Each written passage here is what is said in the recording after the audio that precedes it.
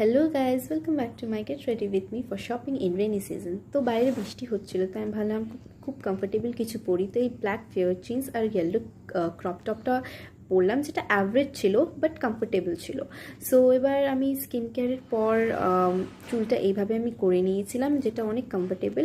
Skin কেয়ারের পর আমি যেটা নর্মাল হয়, প্রাইমার, কনসিলার, দেন পাউডার করলাম। আমি এক্সট্রা লাগতে চাইছিলাম না, কারণ কি শপিংয়ের জন্য কমফোর্টেবল লাগতে চাইছিলাম। আইব্রোজও খুব সিম্পল দিলাম, আর ব্লাশও অনেক হালকা দিলাম।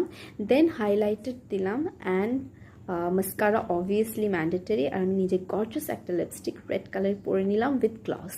আর অ্যাসেসরিজ একটু দিতেই হবে, তো আমি ওয়াচ, একটু আংটি, গলার চেইন এগুলো পরে নিলাম। আর আমার ফেভারিট পারফিউম লাগিয়ে নিলাম।